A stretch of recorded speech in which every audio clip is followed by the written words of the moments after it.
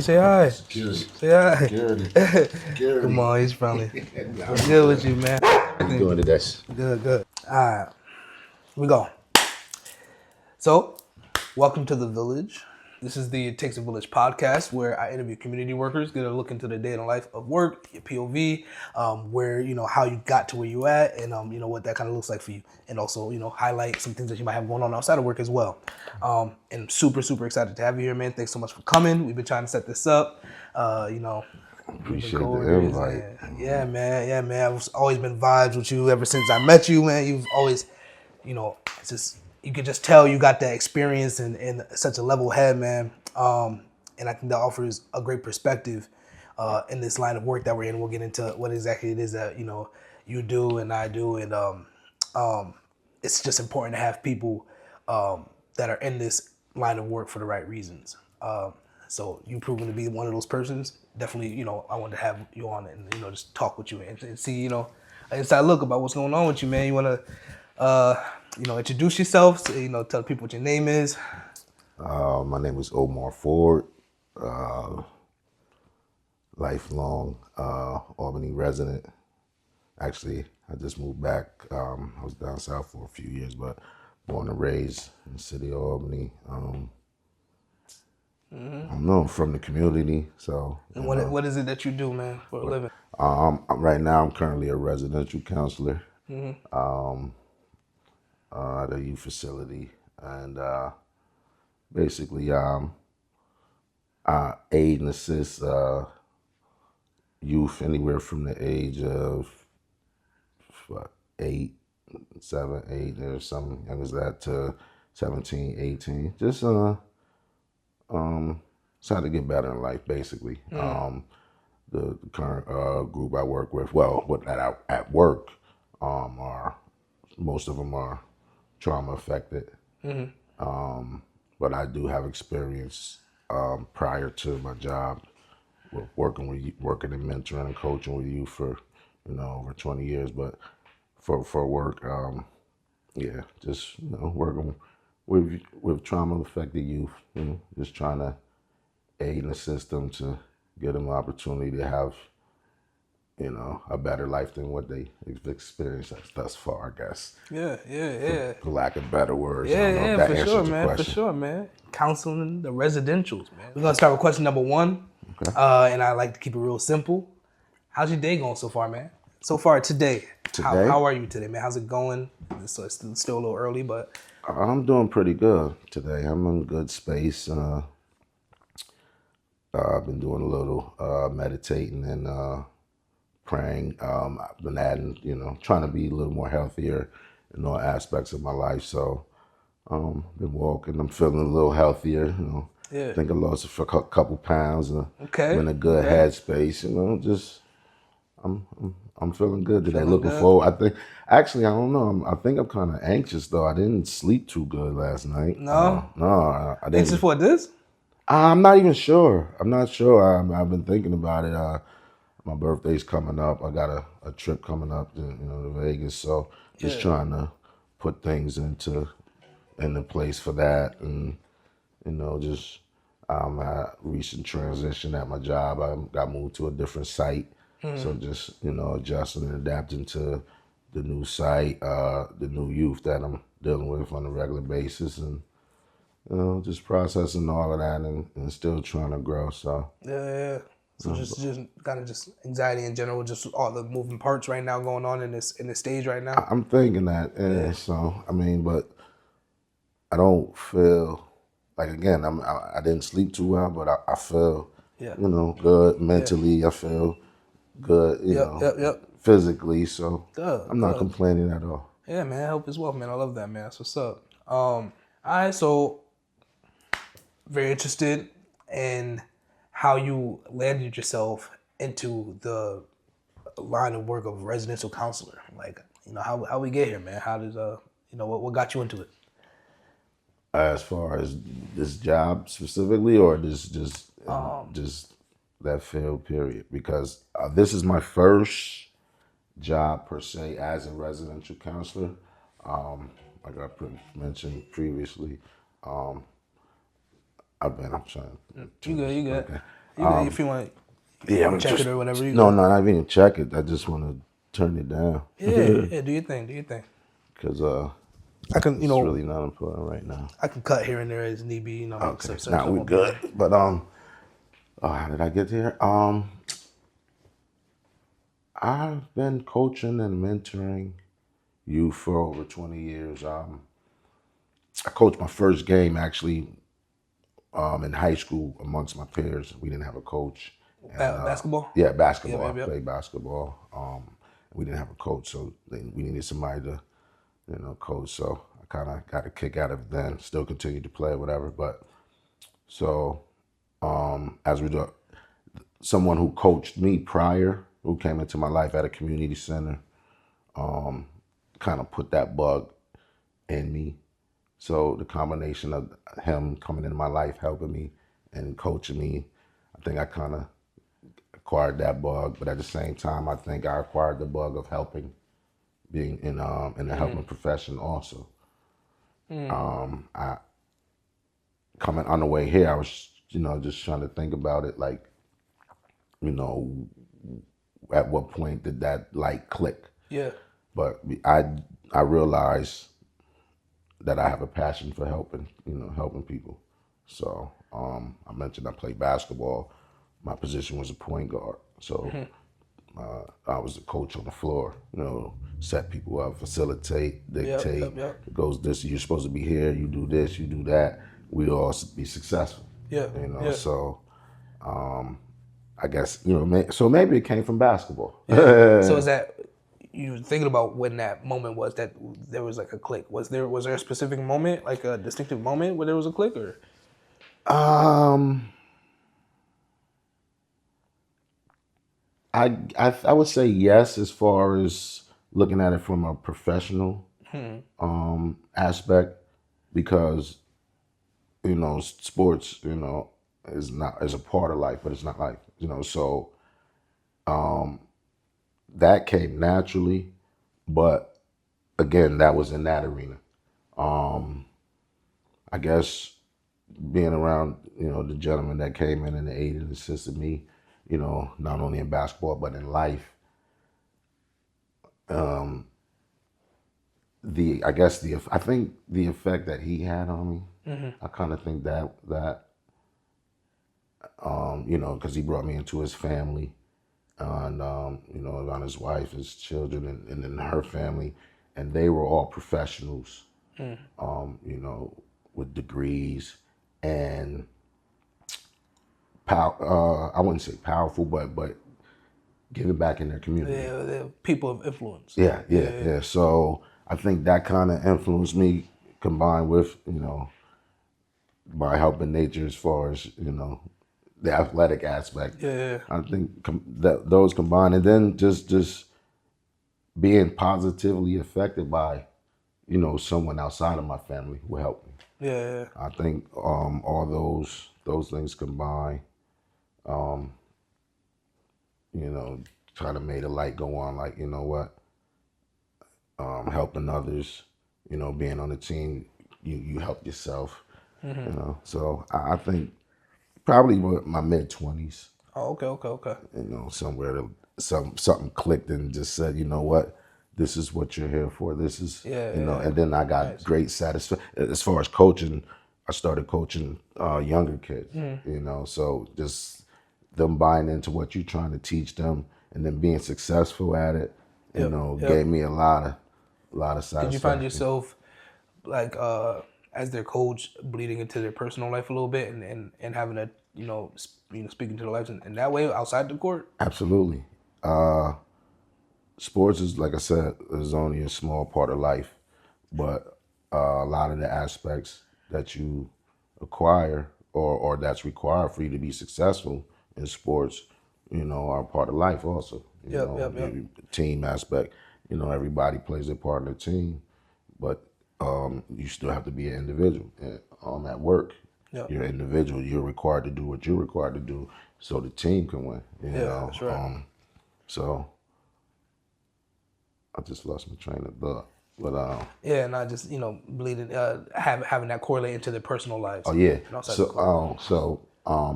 Coaching youth, You know, you need a facility. Yeah, you need the bodies to get there. Everybody has different challenges in their everyday life. So, I've picked people up for practice, taking them home for practice. Sometimes you feed them. People have different situations. So, but at the same time, I said sports is a small part of life. You reach them through the Yeah, sports. that's the That's where the hook. connection Yep, is, yep. right? So then now you have them there. Now you teach them how to be responsible, respectful, the same drive and the energy and the effort you put into to being a good athlete. You need Yeah, those same qualities to be a architect or a doctor, or, you know what I mean? yeah, Student athlete, yeah, so yeah, yeah, yeah, yeah. it's very important, and that is the opportunity to drill in, the qualities and what they need to do to be successful in life. Yeah, So yeah. absolutely. There's a lot of counseling elements in coaching.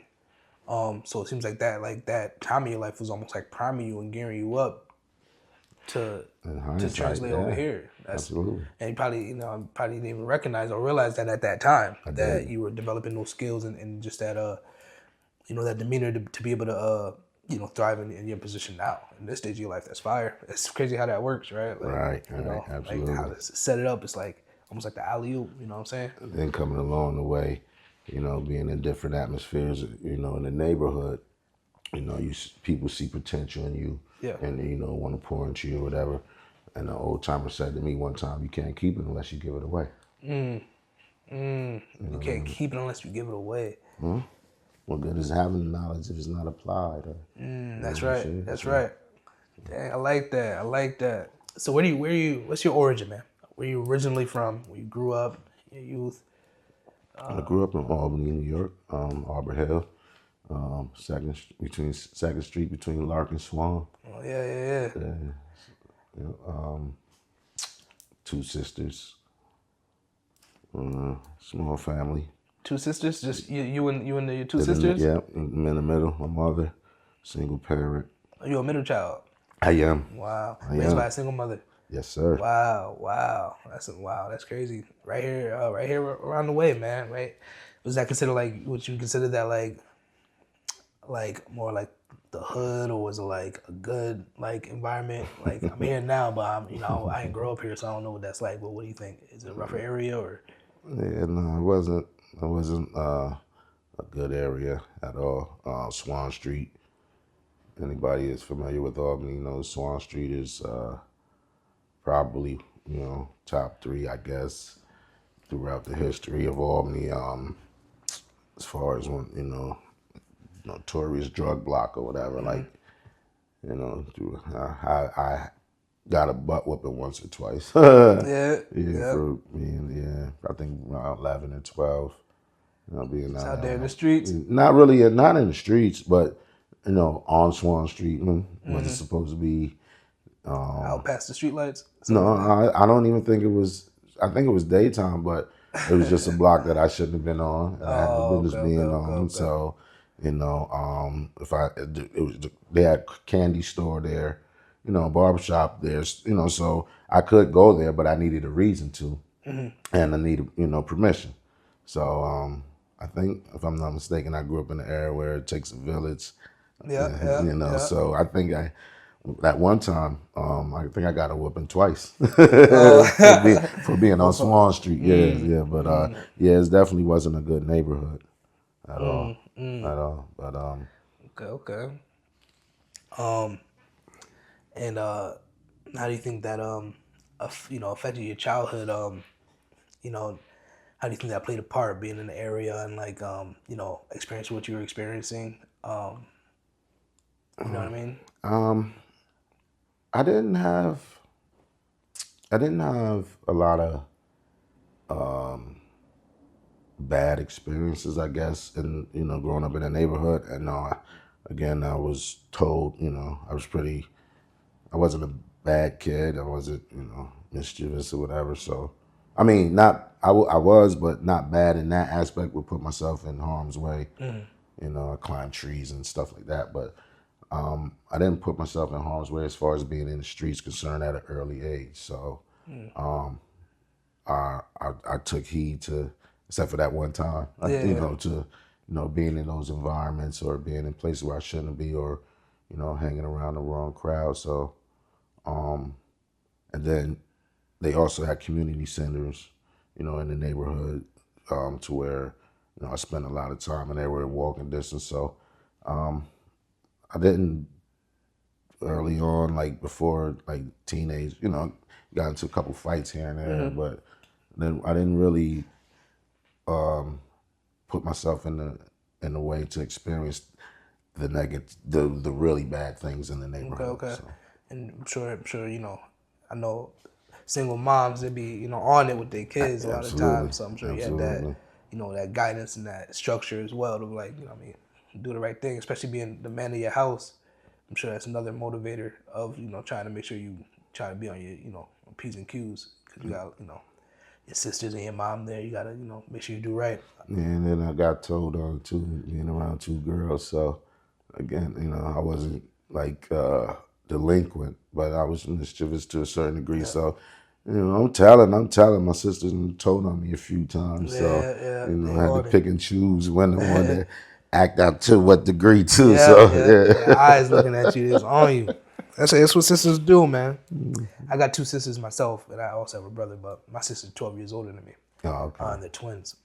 So they were like almost like auntie sisters. They're sisters, but they was like, they helped raise me, change my diapers, all that when I was a baby. So I get that for sure. They was definitely on me as well. So you know how like you're in, elementary school and you get asked, what do you want to do when you grow up? What was your original? What was your answer to that when you were, just a little lad? I'm pretty sure I said I wanted to be a basketball player. Oh yeah. So I'm pretty sure you know what? That's crazy because I don't remember being asked that question in the past 15 years. I think I probably asked a couple youth that, but I don't remember being asked that question. But I'm pretty sure it was some type of athlete. I wouldn't want to say a basketball player. Yeah. As I know that around that time it's like crazy basketball. The culture was just so intense. Because it was that when you were back when you was being asked questions like that was like Jordan, Pippen era, right? Like, actually, or Johnson, Magic. That was a little before Jordan. Probably, Magic Johnson era. Larry Bird, all them. Yeah. Even then, it was a crazy lineup, man. So you had a lot of, I'm sure it was inspirational. Then a lot of people wanted to be athletes then too. It was before. It was hoop dreams before hoop dreams. Like you couldn't tell me that. Being fond of and a fan of the sport and wanting to be good, practicing in the neighborhood. You couldn't tell me I wasn't gonna go to the NBA and get my mom out the hood. You probably, I ain't really see you get active yet, but I know you probably, had a little shot on you. I was point guard. People said I was decent. I was a small college All-American. Okay. But people say. I never really had to say I was good or whatever. I let other people say that. When people ask, am I good or am I nice or whatever? I used to always say I play a little bit. Okay. My motto in life, period, is I can show you better, I can tell you. So, since talking about it, let's be about it or whatever. But you at that point now, you can't show it as much. So now you got be able to talk. Right, you know what I mean?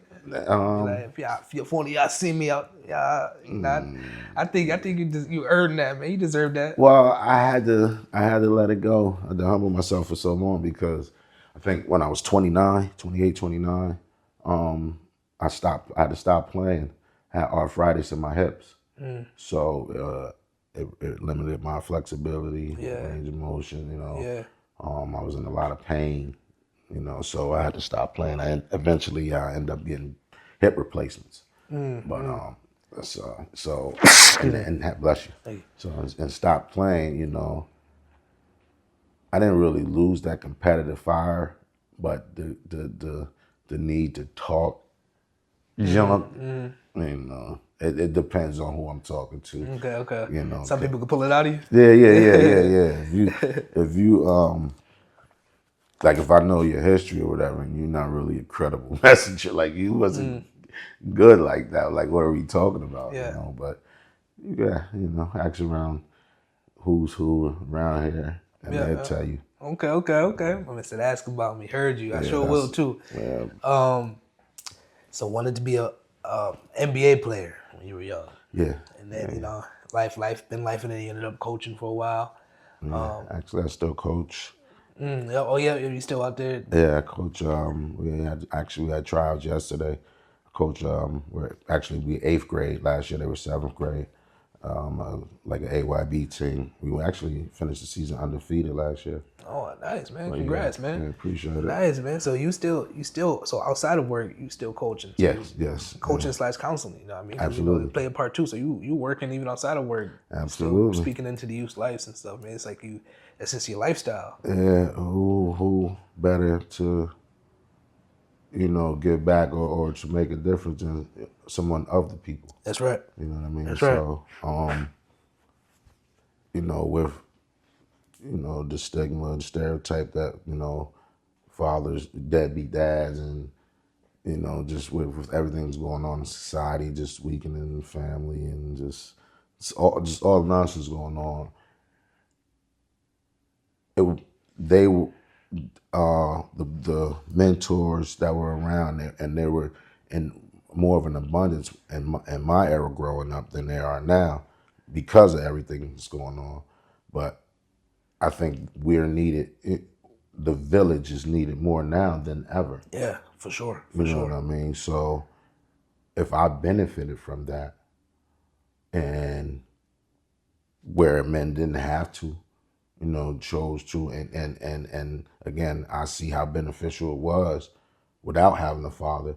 And I'm a father in my children's life, but I also a father figure in the dozens of young men and young ladies that I've coached throughout the years. So now that's it's in my DNA now. It's like second nature. I lend a helping hand wherever I'm at to any youth I come across.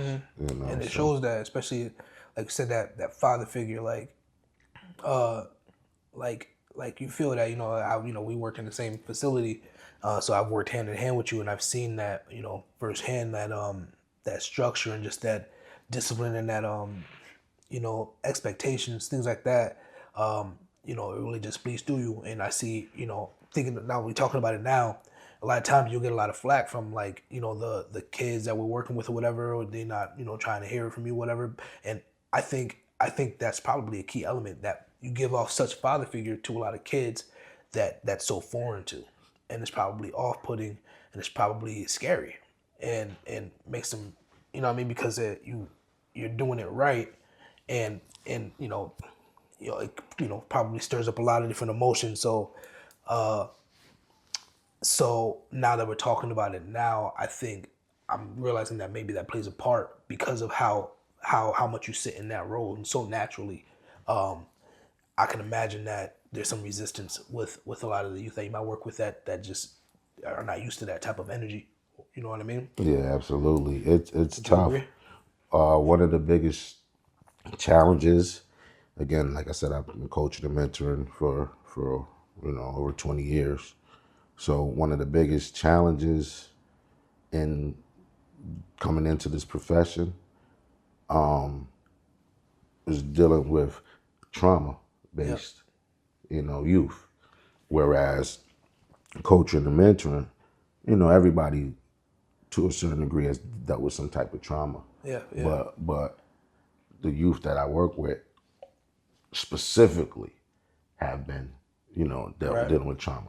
So whereas my experience consistently has been with quote unquote regular youth. So the ability to hold them accountable and challenge them at the same time, second nature. You know what I mean? This is what you're here for.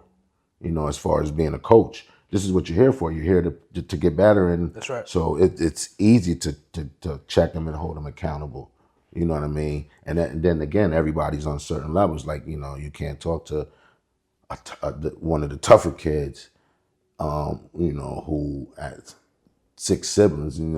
Some had to fight for meal. The same way you could talk to someone who, come from two-parent family whose dad is forcing them to play. You know what I mean? So, but like I said, the biggest difference is understanding the trauma, understanding that they're trauma based, and trying to that balance of not overstepping. Yeah. You're not pushing too much. Not, understanding that they didn't have a choice to deal with what they have to deal with, what they have to overcome to just do what this person already has. You know what I mean? So that was my biggest struggle, just trying to keep that in the forefront. But still, according to where they are and what they've been dealing with and where they need to go, still holding them accountable. They're not used to that. Yeah. Because, there's no growth without resistance. You got to be able to do that. But then it's also, how do we provide that trauma-informed care, right? Right. So, but I, being a competitor, being a coach, having to get better for them to get better, I accepted that challenge. So it's been a challenge, but I think, we're understanding each other. Yeah. So certain, I'm in a different building now, so we're establishing a rapport. You see certain things, we're creatures of habit. So you see, certain youth, or particularly youth, notice you and then this doing something that maybe not be conducive to their progress, and they see you and they think, oh, and then they do it, So you see, okay, fall back. You see the effort. Yep. So it's a challenge, but it's cool. You powering through. Absolutely. So let's talk a little bit about your the beginning portion of coming into this line of work and the job, right? Tell me what your point of view was. Tell me what your point of view was, like where your mindset was at from day one to the 6-month mark, that first block of time. How'd you feel about the job? What was your experience like? What was your head, where were you at? How are you feeling about your experience working in this field in the beginning? Wow. This is my first time being a residential counselor. I had a job some years ago working for a violence prevention program. So I have some experience working with trauma, trauma affected people, whatever. A few of them were teenagers, but some of them were adults or whatever. So I just gave it the background just to say that, this is my first. But do you think it'll be? Do you want to talk about your first 6 months with this facility specifically, or just your first 6 months working with this population? I don't know. I'll try to I'll specifically stick to this facility area. Okay, cool. I don't know. I don't know I can't say what my expectations were. I know my goal was to come in and to help somebody, some youth. You know what I mean? Specifically, what was your experience like for your first 6 months? It was good. It was good. I was enthusiastic. I was, ready to save the world. I was ready to be part of a team. I would say this: the hardest thing, in my opinion, in the people business is dealing with people. So you have people in general, or the clientele or staff. Actually, just all the way around the board. You know what I mean? Different people present different challenges. You're working with the youth, but you're working with adults too. You know what I mean? Right. So everybody has to coexist, so you Yeah. have different philosophies, different, demeanors, different personalities, and everybody's not there for the same reason, That's right. to be honest. So just getting used to that environment, just and still trying to keep the focus. I say at the midway mark started to become a challenge, and just trying to keep the focus again on what I was there for. Yeah. I have a passion for helping, people, youth in general, but if I could help somebody, why not? Yeah. Why not? We all need some aid and assistance at some shape or form in Yeah. life, 100%. whether it's just a listening ear, what I mean. That's an aid to a person getting something off their chest, what I That's mean. right. So everybody needs somebody in some song. That's right. So, but I just want to help people, and it just challenged me to stay focused with the task at hand. Yeah. Yeah. Okay. Okay. Do you feel like it's a lot different, your mindset and experience from then in the beginning to now? Uh, it's more broader. It's more inclusive.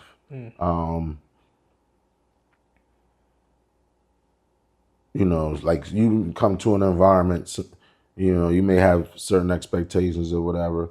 Then you may get privy to some information of how things really go or whatever. So just your expectations combined to seeing how things go, and being able to grasp and, you know, but I think I kind of figured it out now. Yeah. Yeah. I think it's, being able to, deal with people. Like it's a daily task. Yeah. Everything is subject to change. That's right. Moods, situations. You're dealing with people that deal with trauma. There are a lot of things that happen to them or happen around them that are out of their control. And that's, they're still minors, a lot of them. So that's still subject to change on a daily basis. Yeah. So just being able to be ready for whatever, to still be able to manage your emotions, and Exactly. empathy versus sympathy. Yep. It's a daily challenge. Do you have a standout moment or day or anything that just kind of sticks with you, whether it's chaotic, anything from a super chaotic day where everything was like kind of crazy, or like a super sentimental moment or a really heartwarming, just anything since you've been working, that like a moment or a day that stands out that's worth talking about to you, Good or bad? good or bad. Oh, You can do both if you want. day that stands out. An experience. Oh, you know what? One day stands out. It was a day filled with mixed emotions. You know, like we just touched on, every day, subject things are subject to change. So working with a young man who, is still trying to find himself, acting out, for whatever reasons, dealing with whatever he's dealing with. And it came to a point in time where, his behavior didn't allow him to be there anymore. So I was part of, the transport team to take him to, his next destination, which was still undetermined. So while he was at our facility, I had, opportunity to, to deal with him, you know, professionally, and one on one. So, I developed a rapport with him. So, there came to the time where he, had to go somewhere else, and he didn't know that he had to go. So, we weren't allowed to, to let him know. So then getting him to the destination, and he realizing, that he was going somewhere else, and You know, in just that moment. So you guys transported him from the other facility, and when he was leaving the original facility, he didn't even know that right. this was his He last didn't. time being there. Right. So he Right. realized arriving to the next facility. So, just I don't like lying. I don't respect lying. I don't practice lying. So, trying to be deceptive, you know, To form a line. yeah, it bothered Yeah. my morals at that point in time, and also, you know, the whole empathy versus sympathy, feeling, you know, some empathy for the young man, you know, that we couldn't help him, you know, combined with, you know, him being a victim of trauma in his past, and not knowing how to compartmentalize that or how to deal with that and acting out and now putting yourself in a worse situation, and you know, just dealing with all of that, and still being trying to be a professional. You know, I wasn't, you know, wasn't hard or whatever, but just there was that day sticks out. Just and then, you know, talking to him along the way, just trying to give him, you know, words of encouragement, words of advice, without letting him know, you know, the next step is, you know, he was curious, and then because we had to take him to his county, you know, so getting there, he started getting familiar, you know, so, you know, we had to let him, you know, he's just having a meeting or whatever. But Getting closer, he was right, seeing. right, Like, right, right. So oh, then at the moment when he realized that he was staying, you know, the emotions on his face, it was just, you know, he didn't want to go. not really. He didn't, you know, and he didn't, unfortunately, he didn't act out, you know, but you could see the mixed emotions, you know, his body language. He said to the other staff that they lied to him, you know, that they deceived him or whatever. He felt tricked. Right, absolutely. So just being with him, like I went with him to probation. He had a situation with probation, and that didn't work out in his favor. Just being around him in those moments, you know, because again, you know, professional, personal versus professional, empathy versus sympathy. You're in a professional environment, but you know, if you don't have any compassion for humans, like you know, you develop some type of feelings for the No, situation. we're not robots. Absolutely. So just him having to go somewhere, just not knowing where he's going, not even develop, you know, even though, you know, you have, you know, different interaction, good, bad, and different, whatever, you know, there's a rapport you have with them, you know, and, you know, as a result of their trauma and their history, they're caring or appreciation or whatever for you, it's hard for them to show it. So then at that moment in time, you see that, you know, the effort and the energy and the rapport you develop with them, you know, was worth something. You know, that was just a tough moment. Yeah. You know what I mean? Yeah. So again, the last thing I said to him was something that I touched on him in the ride there. So, you know, I think the last thing I said was, you know, make your next move your best move, you know, but just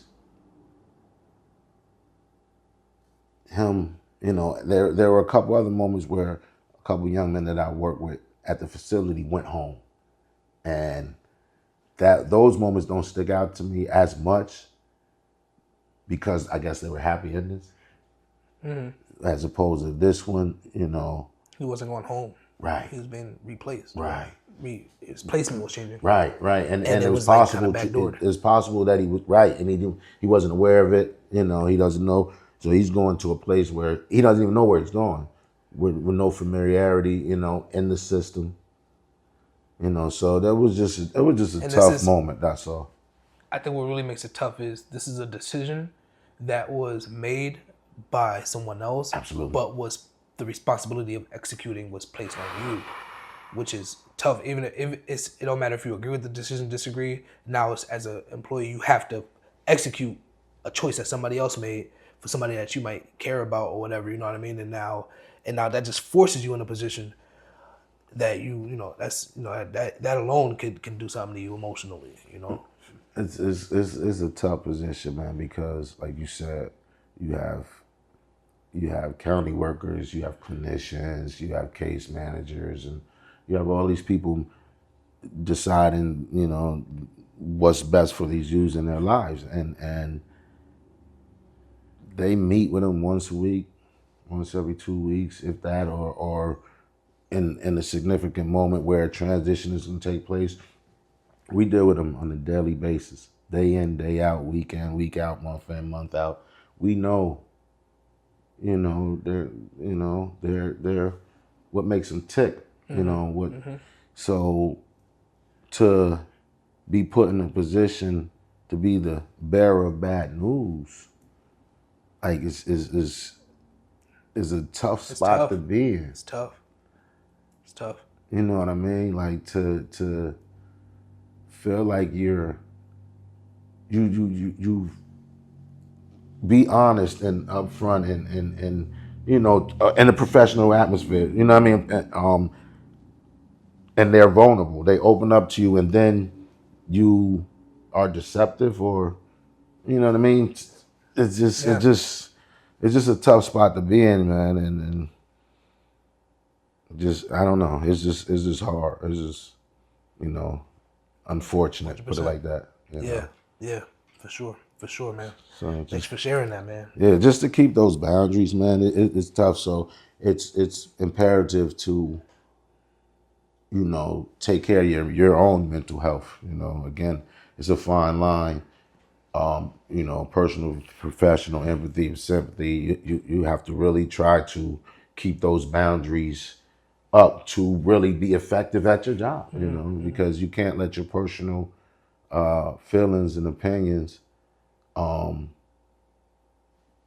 overweigh your professional obligation. Yeah. This sounds crazy because I have a passion for helping people. Like, Yeah. like even though I might feel this is not the best decision, for this youth, dealing with this youth regularly, knowing what they're faced with and knowing what they want, and then having my personal opinion and on life and experience, and then have to, Yeah.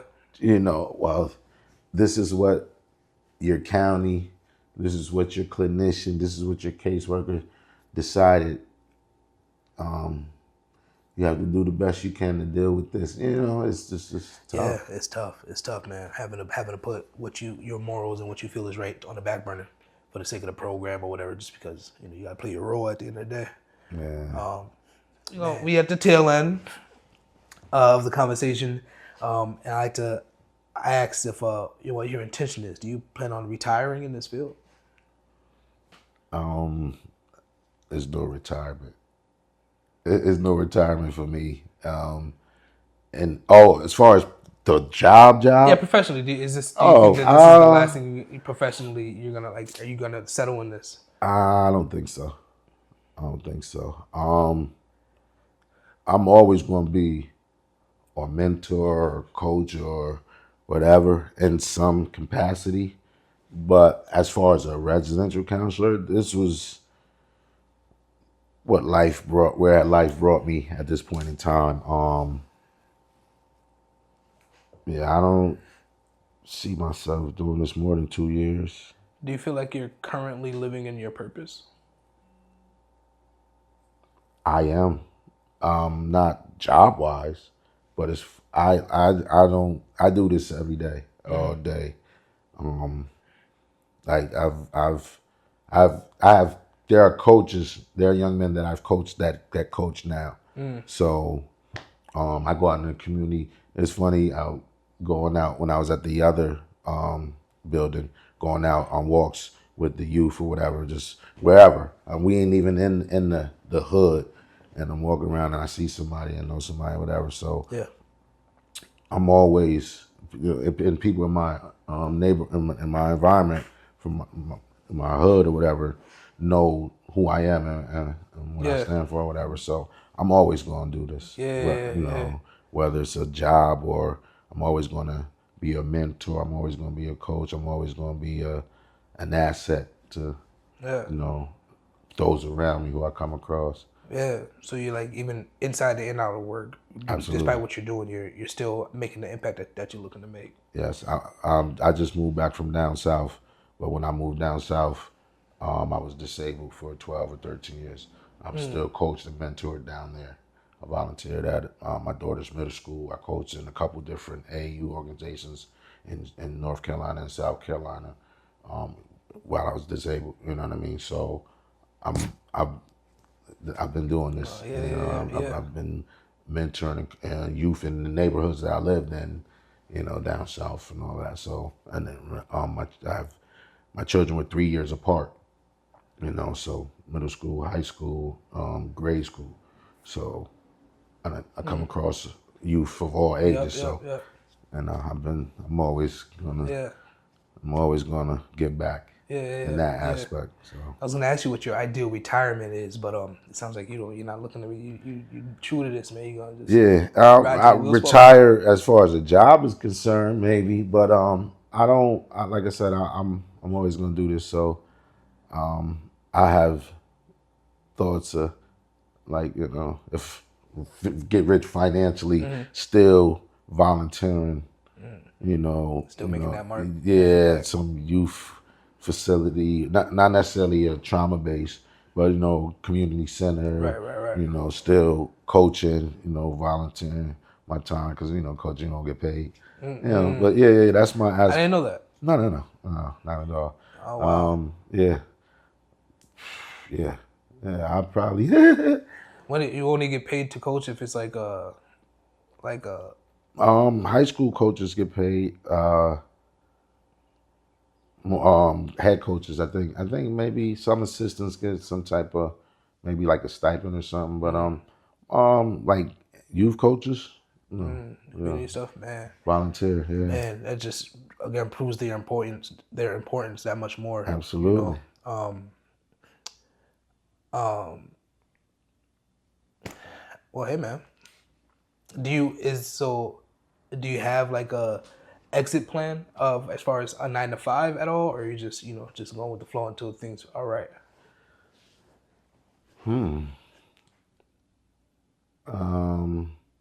Right now, I'm in the process of going back to school. I'm roughly a year away Love that. from getting my bachelor's. Nice. So that's something I want to do. And I think that doing that will probably dictate my next move. Again, I don't know which way I want to go, but as Still far as figuring it still out, working with, workshopping it. yeah, as far as still working with youth, with the degree, I can be more than the administrative role as far as overseeing, and I feel like it needs to be more passionate people at higher levels. Yeah, yeah, for You know sure, what I for mean? sure. Instead of just pushing a pen and Yep. you know, Press some buttons or whatever. yeah, Yeah. some people from ground level who understand what is and not just trying to get the grants. Yep. Because understanding the trauma and knowing that will make all that other stuff so much easier. Yeah. You know what I mean? 100%. But I think you know pr- bettering myself as far as my credentials are concerned will put me in a better position to do that. Absolutely, man. Absolutely. Well, man, thanks again for coming, man. And I want to give you this opportunity to, have some final remarks. If there's anything you want to promote or talk about, or anything that you're passionate about, or just kind of leave us off with anything in particular, I want to leave you the floor to do that. I just appreciate the opportunity, and it's just ironic that the name is the Village, Yes, and sir. and that's embedded in me. It Yeah. takes a village, and it's unfortunate that we kind of got away as a society, as a culture, from that mindset. And the mindset is everything. That's right. So I just pray that those that were raised that way or believe that will still practice that, and hopefully we can get back to that. Yeah, yeah. It takes things like this and conversations and people that actually care people like yourself to just be out there and keep feeding into life. Like you said, you've coached people that are coaching now. It's that domino effect, right? It just takes effort and a little care. One hand up, one hand down.